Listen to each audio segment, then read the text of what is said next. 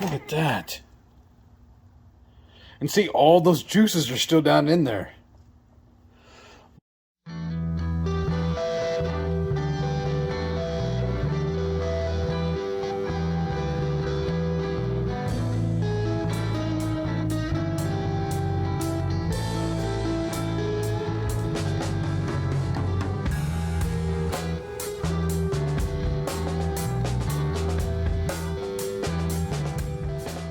Hey yo, welcome to the wonderful world of HungryHeath. Now I am not a classically trained chef. What I am is a self-taught home cook. I have studied under several television chefs. I have a PhD from YouTube University and a black belt in Google Food. I love to cook. The only thing I love more than cooking is my wife, the sensational Shelly Eat Steak. Together we host what we like to call the Friday Night Feast. And this happens every Friday night, 6:30 Central. We'll cook up an entree, maybe a couple little snacks. Show you all how we do it, and we spend the rest of the evening just chewing the fat with all of our friends in the HungryHorde. Love to have you over for dinner sometime. Hope y'all can tune in. Today's video, I'm doing a new version of an old recipe, I guess. I've never recorded this, but I've done it several times, cooked it up for us and several of our friends. I'm just going to smoke a pork butt, and this is an 8.5 pound bone-in pork butt. And all I'm going to do is unwrap it, liberally coat it with my pork and poultry rub. Those of y'all that are new here, you might want to go check out that video. This is some really, really good stuff. Or with any donation, we could send you some. Amen. But all I'm going to do is season it up very, very, very well. Throw it on the pit, let it smoke until it's done. Right? What are you going to smoke it at? What temperature? Probably at 225. Okay. What's the pan for, though? I don't want to lose any of the juices, so I'm going to smoke it in the foil pan. And then also, once it's done, I'm going to debone it into the pan and just shred it. And then it all stays in there all together. So it stays nice and juicy. Yes. And then after the cook is complete, and we have leftovers, just put a piece of foil over it.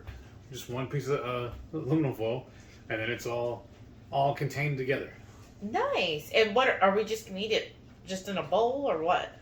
Some of it we'll do it in a bowl, kind of like a stuffed baked potato. Obviously, minus the potato. Right. We'll still dress it up the same, top it with whatever you'd like. And then I'll probably take some and mix it with some scrambled eggs, and then maybe turn it into tacos. Comment below and let us know, what would you do with smoked pork butt? We could also even stuff it into some jalapenos. Or mushrooms. Yeah, that's an idea too. All kinds. So I want to hear what everybody else thinks. And if you're new here, go ahead and hit that subscribe button. We always put out all kinds of recipes. We also follow our journey. So it has multiple sclerosis. So he gives a weekly update on that and how he's treating his multiple sclerosis. Mostly my meat. Right, with food. And then I document mine called the Warden Report. I'm the warden.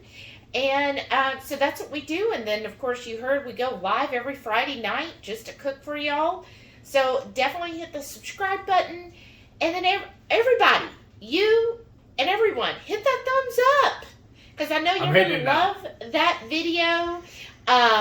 And then we'll get going and cooking. Or smoking, I guess, rather. Yes, ma'am. I'm going to go out and preset that. Traeger? Preset the Traeger. Get it warming up while I doctor this up with some of this rub. I'm about to open up this pork butt, season it with my pork and poultry rub, and we'll go get it on the pit. So now we're going to start dusting it with our pork and poultry rub. This is an old recipe I developed a long time ago. I found something similar online and started making it my own. Y'all know me, nothing I do is original.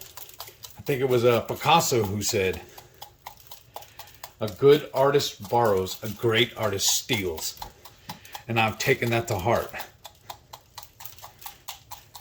One thing about this rub I've noticed, it will kind of start to clump up on you. So you have to kind of massage it a little bit and be very aggressive. when you're trying to shake it on here. What I think I'm going to do is I'm going to pop the top off of this. Try and do it one-handed because I still have the glove on this hand. I just didn't want to get the stuff all over my bottle. So I'm going to just take and shake some of it on here. And I'll just, like I said, those big clumps, I'm just going to break them up with my finger. Got this crevice here. I'm just filling it. Looks like it's one big blob in here.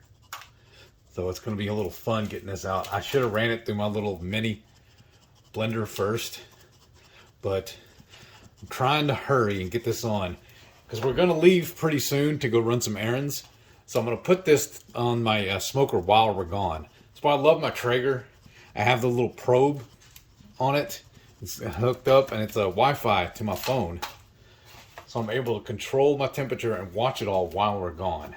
And it's going to take several hours to cook this because I'm doing it low and slow at 225.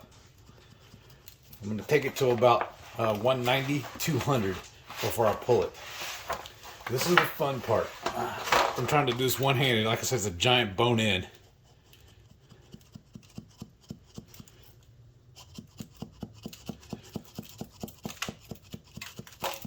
There we go. And I love just opening it up in the pan I'm going to smoke it in, because all these juices and everything will get coated up also. Now, this is the fat cap side. I'm going to cook it with the fat cap up, hoping that this will render down into the butt. Yeah, like I said, I should have ran this through my mini blender. I have a little bitty small processor, and you see what I just did? I almost put my finger in that just out of habit. I don't want to do that because now my finger's all contaminated with all this pork fat. So knock on the table a couple of times, see if that jostles a little bit free from it.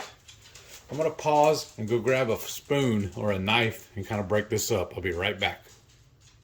So I just took a butter knife and just jammed it in there several times. So see, now I'm able to break some of this loose.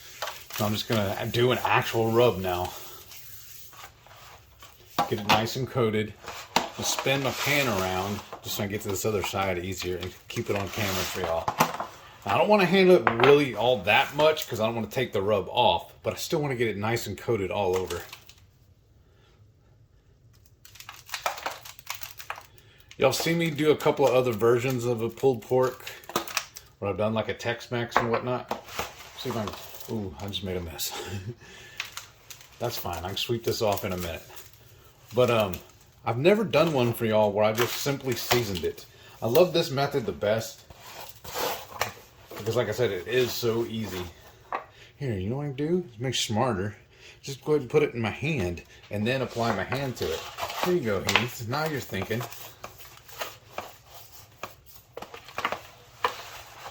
Do a little more. Oh yeah. Is that still on camera though? I'm using my tripod and just spinning this around as needed. Yeah, let's go ahead and rub it in there. And what's cool too is once I go ahead and shred this, all this seasoning down below is going to get mixed in also. So we're not going to lose any of it. That's why I love doing it in these foil pans.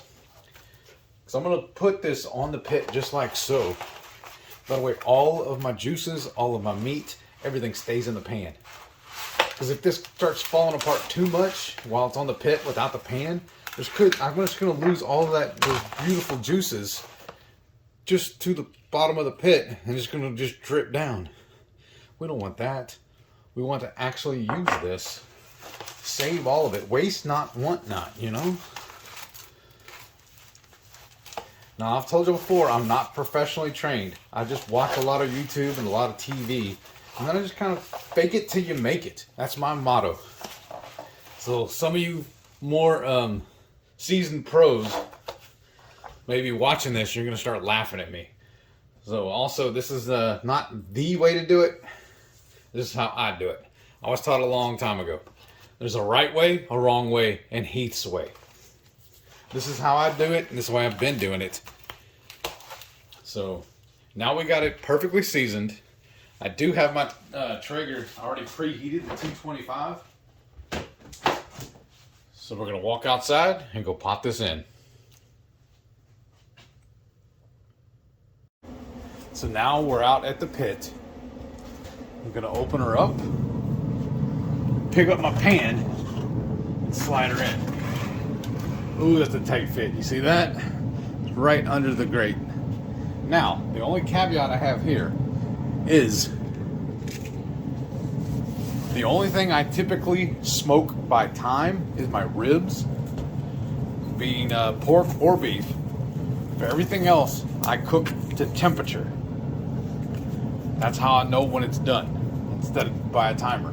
So that's why I'm gonna pause here. I'm gonna reach in and grab the probe and plug it in. That's why I love this Traeger. It has a built-in monitor on it for my probe. So what I do is I grab this guy, I'm gonna plug it in, and there's a hole over here on the side, and I'll snake it through. Why am I pausing? I'm just going ahead and do it for y'all right now. So what I do is I snake it through like that. There's a little hole on the side. There's supposed to be a grommet holding it in, but I misplaced that. And what I do next is I have one glove on. I don't know if y'all see. Yeah, perfect. Okay. I'm off camera over here on the side trying to do this. So I'm going to feel it around and see where the bone is. It's down here, so I don't want to get a false reading. So I'm going to plug it in without hitting the bone. So I'm going to do like so, fold it over, send that back over here, pull up my slack, and now I'm just going to set her dead center on the pit. And the rule is, if you're looking, you ain't cooking. So I got to get this lid closed again. And now we're just going to let her ride. I'll come back here in a little while, let y'all know how she did, and I'll give y'all a time, a random anyways, because it doesn't totally matter. It all depends on the weather outside and what pit you're cooking on and everything. But I'll let y'all know how long it took when we get to that final stage. So my timer went off, or not the timer. I reached my internal temperature of 195 about a half hour ago. I turned off the smoker and I let it sit because I was in the middle of doing a few other things. So now I'm going to pull it. Don't she look gorgeous? Oh. And of course, it's getting caught. So I'm going to pull the probe out of it, like so. Unplug it from the housing. Snake it on through. Now we just take it and roll it up and tuck it away. There's a nice little handy little pocket over here and the pellet container compartment or whatever. But don't she look beautiful, y'all? Now it's time to eat. We finally got this shredded up, and did a huge meal prep. Decided to just use this for my lunches this week. And I've been heating it up in the Instant Pot just because it's easier, and just drop the whole thing in, let it go. It's already fully cooked. You know, it's so good. Alright, and are we going to actually dink it? Because you don't dink me all the time. Alright, here we go, y'all. As always, delicious. I love the way this stuff turns out. That pork and poultry rub is like just fantastic on this. I got a little bit of the skin, the fatty part. It's so good. I think the best thing about a pork butt is it You just say butt. That would be my Beavis and Butthead husband. No, I was just going to say, because you get so much, it really is a great option for meal prep. Now, we did it on the smoker. It did give it, you know, a little bit of smoke. But honestly, y'all, if you don't have a smoker, the oven or the Instant Pot both work well. We actually have an Instant Pot recipe for a pork butt. You're going to have the same results. Like he said, he's been reheating it in the Instant Pot all week for his lunches. Because it's just handy. It's handy, and then you know, it basically we have what 2 or 3 Instant Pot inserts. Yeah, I have 2. I have one just for my meat, and I have another one just for my eggs, just so I make sure they're not cross-contaminated. Goodness. But he's able to then just keep it all in there, store it in the fridge. In that takes up less space, and then easy just to put it on warm, and by lunch it's ready. And this is a great. Now, how did you say you're going to do your lunch tomorrow with it? Might mix it in with some sour cream, maybe some onions, and jalapenos. Almost like a stuffed baked potato, minus the potato. Mm-hmm. Yeah, that'd be really good. And didn't you have it like with some leftover queso today? Yes, that was really good too. So right there, if you want to find out a way to take your queso up, usually queso's with ground beef. But any meat works out, honestly. Yeah, so he did it with the shredded pork, and there's something else. So if you want to do that for like your next potluck, there's something different. Another little pro tip for y'all that don't have smokers: your oven will work just as well. It just won't have the smoke flavor. Mm-hmm. But the same cooking temps will work as well too, because basically that's all a smoker is an oven. Just ran either by pellets or wood. Mm-hmm. So I mean, it's still cooking. I mean, it's the first ovens we had anyways, way back in the day. So yeah, it's gonna cook the same. So anything y'all see anybody cooking on a barbecue smoker, it'll work on your oven as well. Just keep that in mind. That's an awesome tip. Yeah, so. But this turned out so juicy. So good. I need another bite. I know, me too. So juicy. And again, our pork and poultry rub is fabulous. If you have tried our pork and poultry, leave a comment below and tell us how you like to use that seasoning. If you haven't, what you waiting for? Come on, we needed you. And then don't forget to drink your soda. Every Friday night, 6:30 Central, we go live for the Friday night feast. Cook up an entree, maybe a couple little snacks, show y'all how we do it, and then we spend the rest of the evening just chewing the fat with all of our friends in the Hungry Horde. We'd love to have you over for dinner sometime. Thank y'all for watching, and we'll see y'all in the next one. And please stay tuned to see all of our wonderful channel members. Thank y'all again for all of your continued support. We so appreciate you. Bye. Sayonara.